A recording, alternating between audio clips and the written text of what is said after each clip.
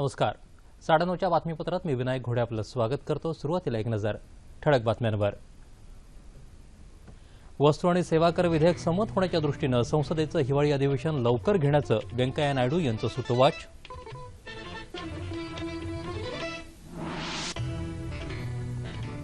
हिंदी भाषा अधिक समृद्ध होण्यासाठी इतर भारतीय भाषांसोबत आदानप्रदान होणं गरजेचं पंतप्रधान. राज्यातली दुष्काळी परिस्थिती हाताळण्यात राज्य सरकार सपशेल अपयशी, अशोक चव्हाण यांचा आरोप. मुंबईतल्या मालवणी विषारी दारूबळी प्रकरणी पोलिसांकडून 16 जणांविरुद्ध आरोपपत्र दाखल. आणि अमेरिकन खुल्या टेनिस स्पर्धेत मिश्र दुहेरीत पेस हिंगीस जोडीची अंतिम फेरीत धडक.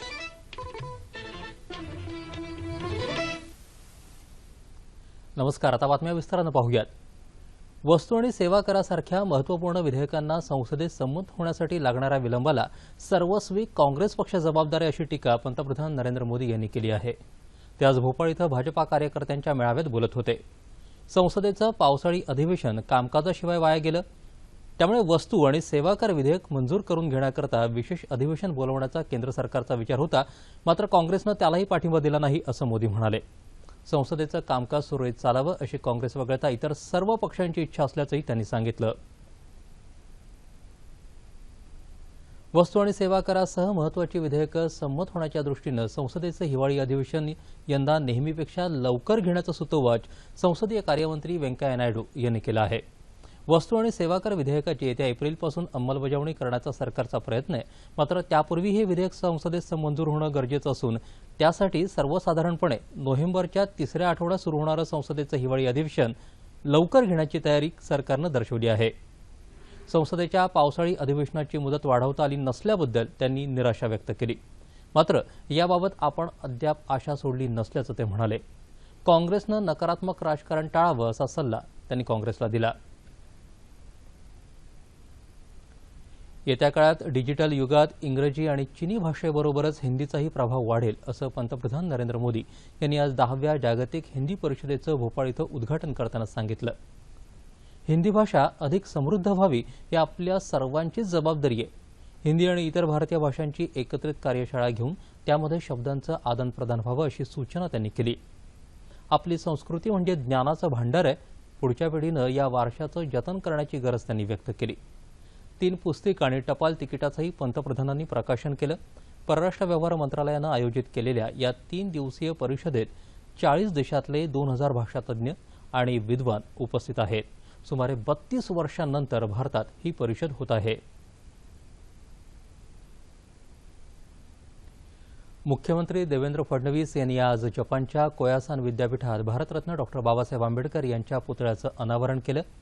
यावेळी वाकायामाचे गव्हर्नर योशिनोबू निसाका, राज्याचे उद्योगमंत्री सुभाष देसाई, रिपब्लिकन पक्षाचे राष्ट्रीय अध्यक्ष खासदार रामदास आठवले, माजी राज्यमंत्री सुलेखा कुंभारे इत्यादी मान्यवर उपस्थित होते. कोयासान या बौद्ध संस्कृतीच्या सर्वाधिक प्राचीन अध्ययन केंद्रामध्ये बाबासाहेबांचं स्मारक होणं ही बाब अतिशय गौरवास्पद आहे, असं वाकायामाचे गव्हर्नर निसाका याप्रसंगी म्हणाले.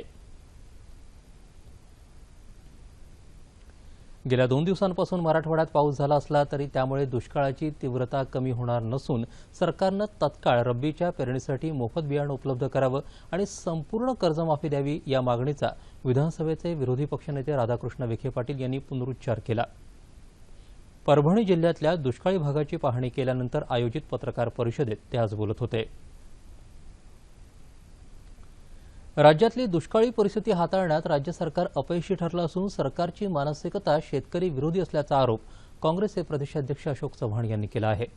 अकोट इथल्या दुष्काळग्रस्त शेतकरी परिषदेत ते आज बोलत होते. केंद्र आणि राज्य सरकारचं शेतकऱ्यांविषयीचं धोरण संतापजनक आणि शेतकऱ्यांच्या जखमेवर मीठ चोळणार असल्याचं ते म्हणाले.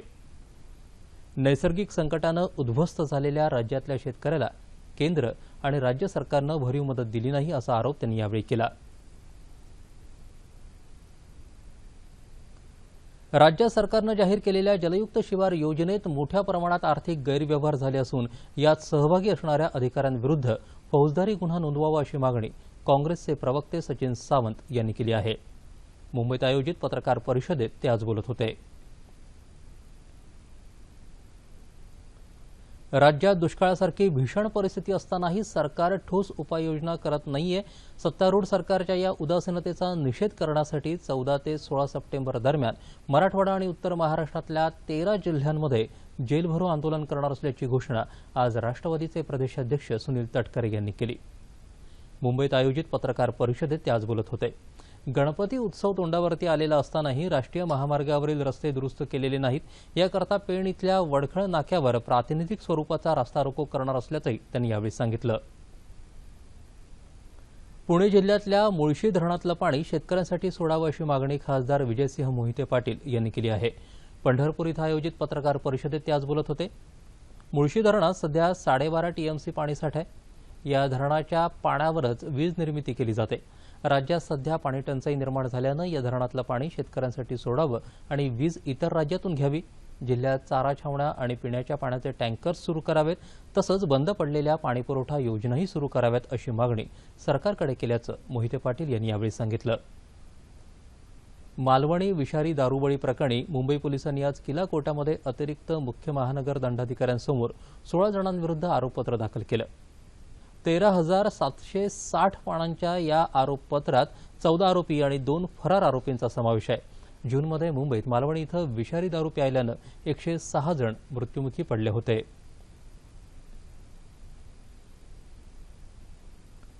पुणे शहराच्या पाणीपुरवठ्याबाबतच्या विविध मागण्यांसाठी शहरातल्या सिंचन भवनाबाहेर शिवसेनेनं ठिय्या आंदोलन केलं.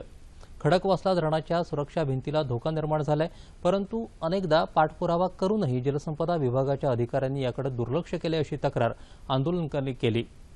पाण्याची टंचाई लक्षात घेऊन पुणे शहराप्रमाणेच ग्रामपंचायत हद्दीतही 1 दिवसाआड पाणीपुरवठा बंद ठेवला जावा, तसंच पिण्याचं पाणी बांधकामासाठी वापरलं जाऊ नये इत्यादी मागण्या पक्षाचे शहर संघटक श्याम देशपांडे यांनी यावेळी केल्या. मुंबई उच्च न्यायालयाचं सर्किट बेंच कोल्हापूर इथं स्थापन करण्यात यावं या मागणीसाठी खंडपीठ कृती समितीनं आज पुकारलेल्या कोल्हापूर बंदला संमिश्र प्रतिसाद मिळाला.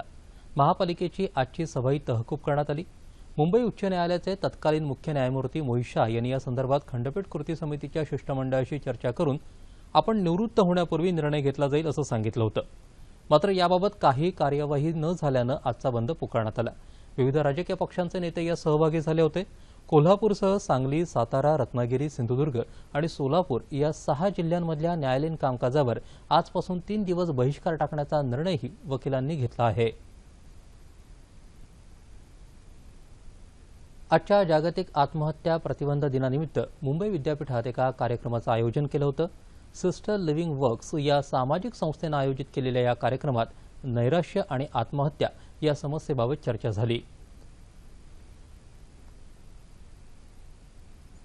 आम्ही हा जो प्रोग्राम स्टार्ट केलेला आहे ह्याच्यामध्ये आम्ही प्रेझेंटेशन्स घेतो ग्रुप्समध्ये. प्रेझेंटेशनमध्ये आम्ही सुसाईडबद्दल सांगतो. लोकांना एक अंदाज देतो की काय सुसाईड, काय किती त्याची इम्पॅक्ट आहे, काय त्याचं लक्षणं काय आहेत. एक व्यक्ती जर त्याला असं वाटत असेल की मला माझं लाईफ एंड करायचं, काही लक्षणं येतात. आणि बऱ्याच लोकांनी आम्हाला शेअर केलं की आम्ही ही लक्षणं पिकअप नाही केली. आमच्या कोणी फ्रेंडला मी वाचवलं असतं, फॅमिली मेंबरला वाचवलं असतं. तर आमच्या परीने आम्ही हा प्रयत्न करतो की लोकांमध्ये हे अवेअरनेस व्हावं, सुसाईडचा जो स्टिग्मा आहे तो थोडा कमी व्हावा. आत्महत्यांचं वाढतं प्रमाण लक्षात घेता जगापुढली ही मोठी समस्या ठरते. आपल्या क्षमता सिद्ध करण्याऐवजी हे अमूल्य जगणं संपवण्याचा विचार का बरं अशा लोकांच्या मनामध्ये येत असावा. त्याची कारण मीमांसा करून लोकांना आत्महत्यांपासून परावृत्त करण्यासाठी तसंच जनजागृती करण्याकरता आजचा दिवस जागतिक आत्महत्या प्रतिबंधक दिवस म्हणून पाळला जातो. आधुनिक जीवनशैली, वाढती महत्वाकांक्षा, इच्छा, आकांक्षा, कर्जबाजारीपणा, नोकरीची अनिश्चितता यासारख्या भूमिकांमधून जाताना माणूस कधी नैराश्याच्या गर्तेत अडकतो ते त्याचं त्यालाही कळत नाही. परिणामांती मानसिक ताणतणावांमुळे पराकोटीचा म्हणजे आत्महत्येचा विचार मनात येतो. भारत सरकार गृह मंत्रालयाच्या राष्ट्रीय गुन्हे नोंद ब्युरोच्या अहवालानुसार 2014 ते 15 या वर्षात विविध कारणांमुळे 1196 जणांनी आत्महत्या केल्याचं उघडकीस आलं आहे. यामध्ये पुरुषांपेक्षा महिलांमध्ये आत्महत्येचं प्रमाण जास्त आहे. तसंच 15 ते 29 या वयोगटात आत्महत्या करणाऱ्यांची संख्या सर्वात जास्त असल्याचं समोर आलं आहे. तणावाखाली असलेल्या अनेक व्यक्तींना मदतीची आवश्यकता असूनही ते स्वतःतच गुंतलेले असतात. अशा वेळी कुटुंबातील सदस्य आणि मित्र परिवाराची भूमिका महत्त्वाची ठरते. व्यक्तीच्या वर्तनात झालेले बदल लक्षात आल्यावर त्या व्यक्तीकडे दुर्लक्ष न करता वेळीच आधार द्यायला हवा. मानसिक असमतोल असल्यास कुटुंब आणि समाजानेही त्या व्यक्तीला नव्यानं उभं करण्यासाठी मदतीचा हात देण्याची गरज आहे. तरच सामाजिक आरोग्यही दृढ होऊ शकेल.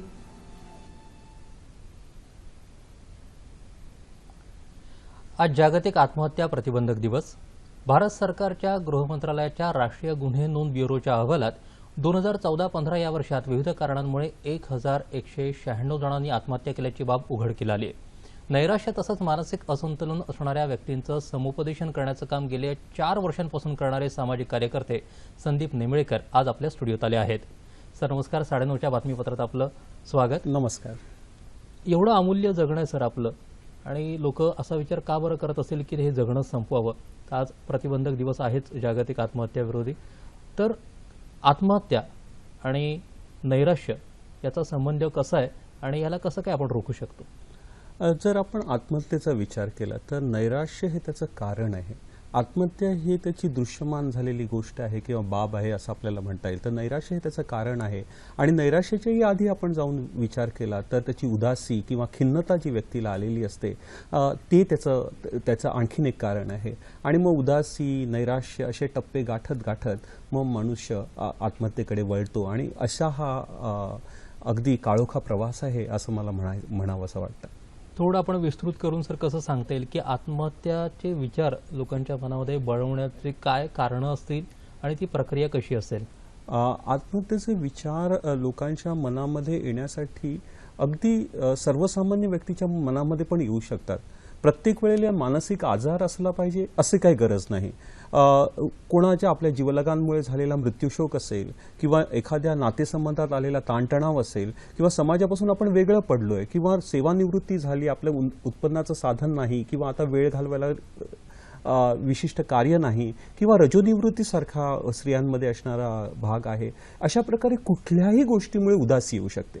आणि एकदा ही उदासी आली आणि मग त्याच्यावर योग्य प्रकारची उपाययोजना नाही झाली आणि त्याच्यामध्ये तो माणूस त्या उदासीच्या गर्तेमध्ये सापडत गेला तर मग खोल तो विवरामध्ये जातो. आणि मग त्या विवरातच कुठेतरी एक टप्पा असा येतो की आज मला असहाय्यता आलेली आहे, मला वाटते मला जगण्यामध्ये अर्थ नाही, मूल्य नाही माझ्या, आणि मग पुढे जाऊन मला उद्याही काही सापडणार नाहीये, आशेचा किरणच दिसत नाही. आणि मग ह्या जेव्हा मानसिकतेमध्ये तो असतो त्याच वेळेला त्याच्या मनात एक विचार डोकावू लागतो की ह्याच्यातून मी सुटका कशी करून घेऊ. आणि मग ह्याच्यातून जर मला सुटका करून घ्यायची असेल तर मग एक मार्ग की हे जीवनच संपवावं.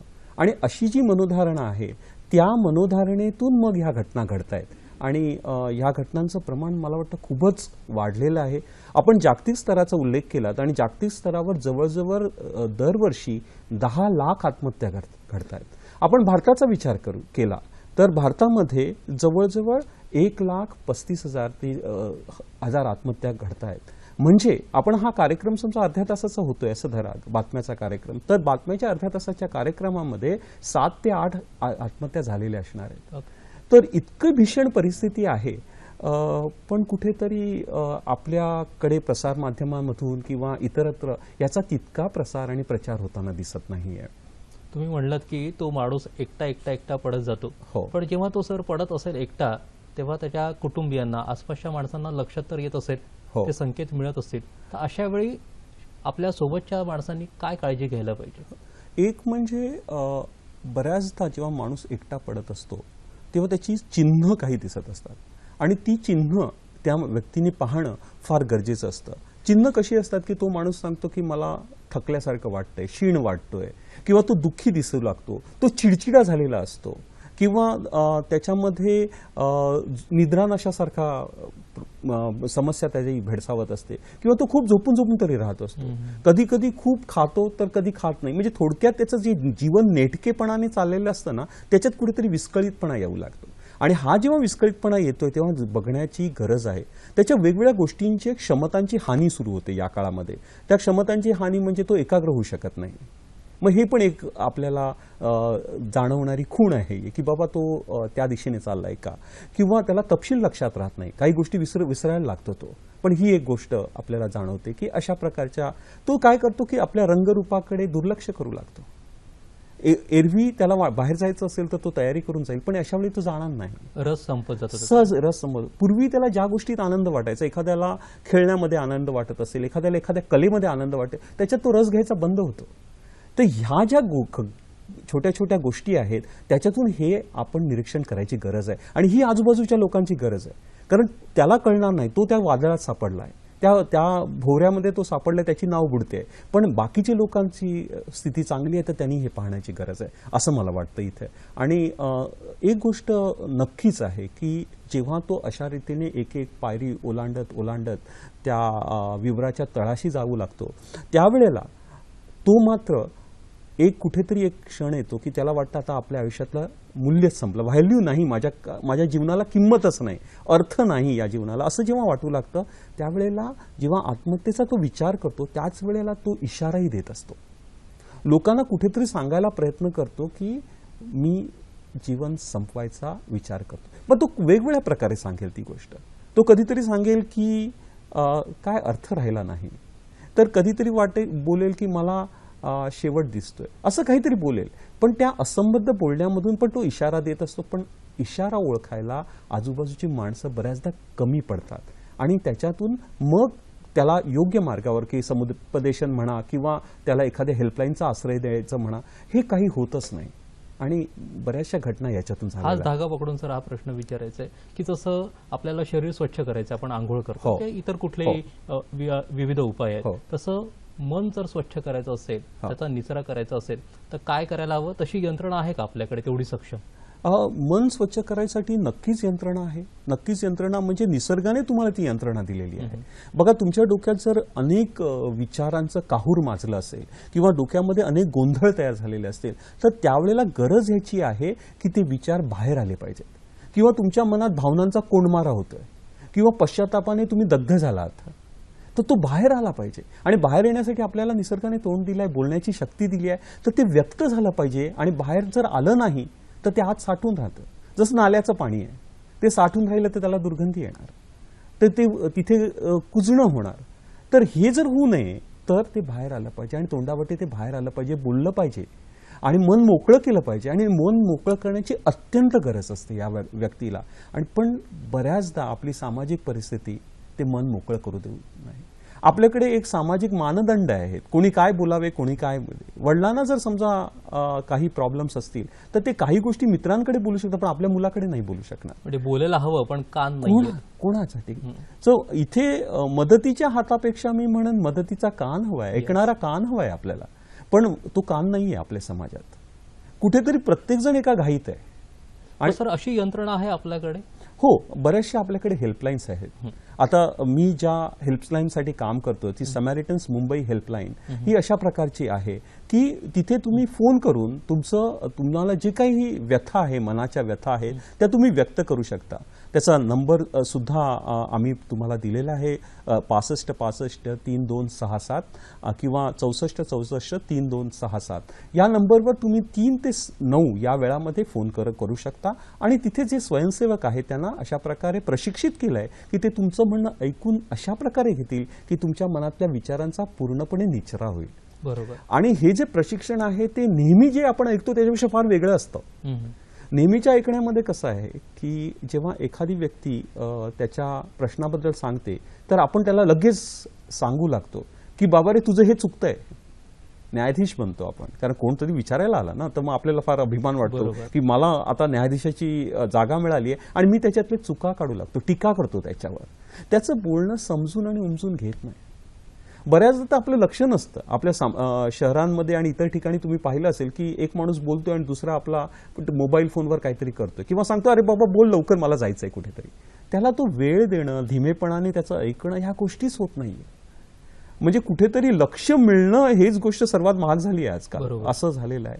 आणि दुसरं असं असतं की त्याच्या भावना काय आहेत ह्याचा एक शोध घ्यायचा असतो. बऱ्याच गोष्टी अशा आहेत की ती व्यक्ती आहे ना, ती नक्की सांगू शकत नाही त्याला काय सांगायचं आहे, बरोबर, किंवा काही गोष्टी ते बोलण्याच्या क्षमता नसते किंवा बोलायला त्याला अवघड वाटत असतं.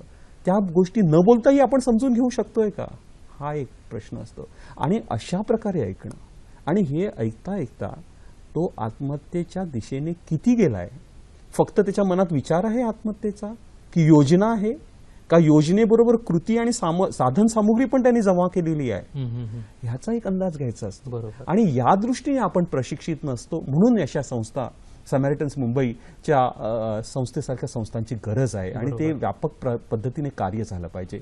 असं एक सर्वेक्षण असं दाखवतं की 15 ते 29 वयोगटामध्ये आत्महत्येचं प्रमाण खूप जास्त आहे.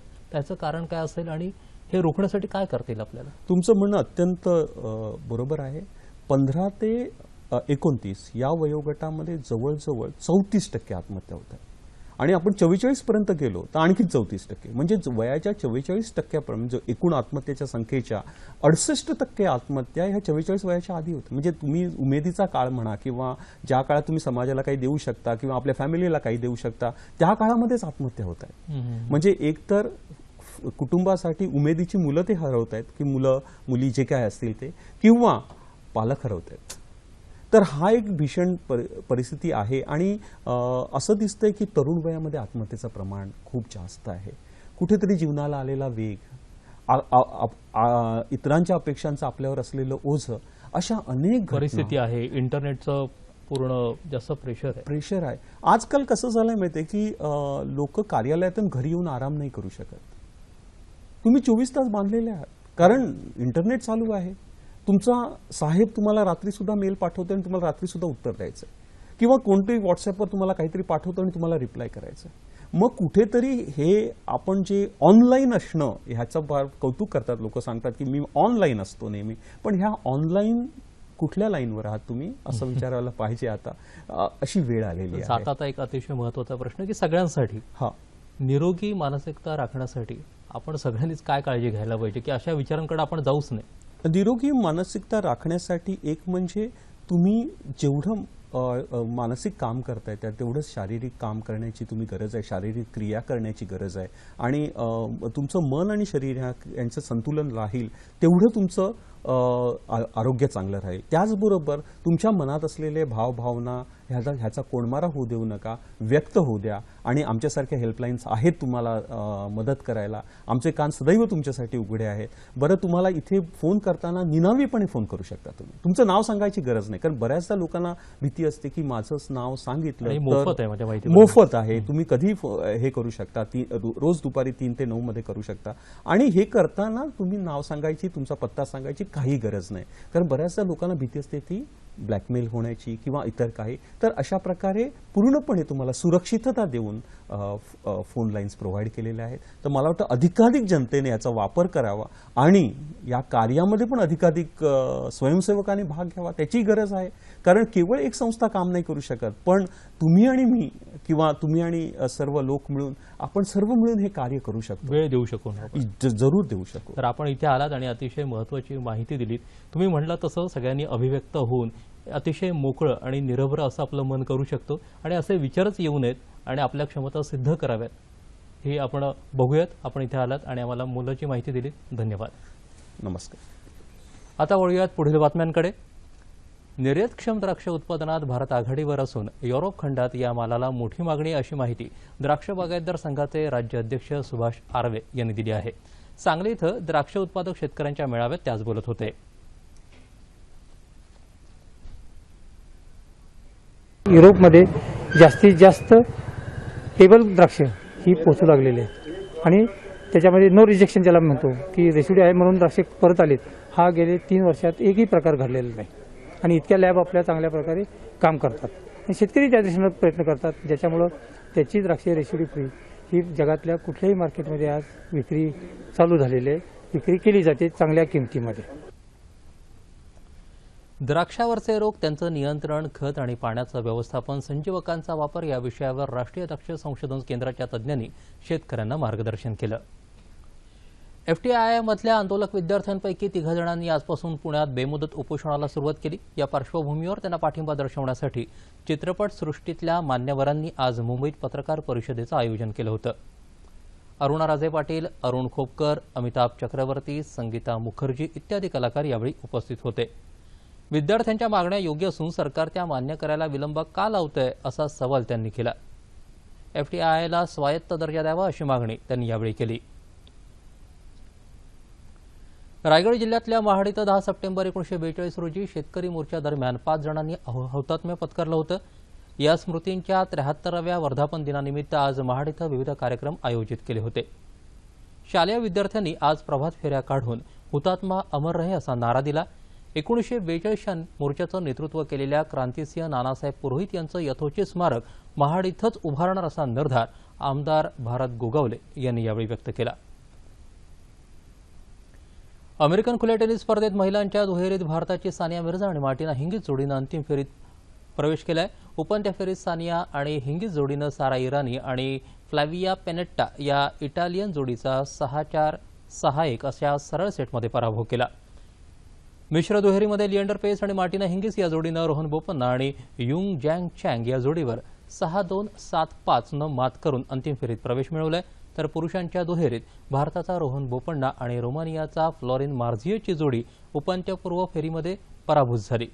स्वीडनचा रॉबर्ट लिंडस्टेट आणि ब्रिटनच्या डॉमिनिक इंग्लोट या जोडीनं त्यांना 7-6, 6-3 असं नमवलं. गेल्या महिनाभर ओढ दिलेल्या पावसानं आज राज्यात बहुतांश भागात दमदार हजेरी लावली आहे. त्यामुळे टंचाईग्रस्त मराठवाड्यातल्या शेतकऱ्यांना दिलासा मिळाला आहे. बीड, उस्मानाबाद, लातूर या मराठवाड्यातल्या जिल्ह्यांसह पुणे, सोलापूर, सातारा या जिल्ह्यात तर कोकणात सिंधुदुर्ग आणि रायगडमध्येही पाऊस झाला. मुंबईच्या काही भागातही आज पावसाच्या सरी कोसळल्या. येत्या 36 तासात कोकण आणि मध्य महाराष्ट्रात तुरळक ठिकाणी मेघगर्जनेसह मुसळधार पाऊस पडण्याची शक्यता हवामान विभागानं वर्तवली आहे. आता पाहूया तापमान अंश सेल्सिअसमध्ये. मुंबई कमाल 31 तर किमान 25 अंश सेल्सिअस, नागपूर 34-23, पुणे 29-21, औरंगाबाद 32-22, नाशिक 28-22, कोल्हापूर 27-21, रत्नागिरी 30-23, सोलापूर 31-22 आणि अमरावती कमाल 34 तर किमान 23 अंश सेल्सिअस. हवामान आणि तापमान जाणून घेतल्यानंतर आता पाहूयात ठळक बातम्या पुन्हा एकदा. वस्तू आणि सेवा कर विधेयक संमत होण्याच्या दृष्टीनं संसदेचं हिवाळी अधिवेशन लवकर घेण्याचं व्यंकय्या नायडू यांचं सूतोवाच.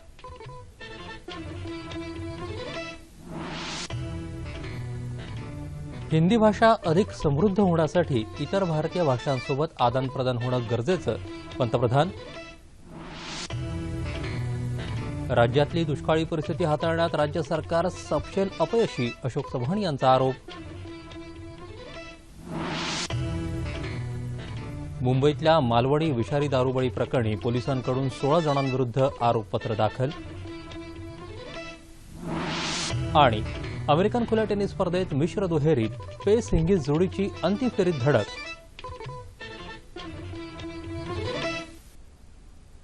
याबरोबरच हे बातमीपत्र संपलं. पुन्हा भेटूया उद्या सकाळी 8:30 वाजता आपल्या सह्याद्री वाहिनीवर. नमस्कार.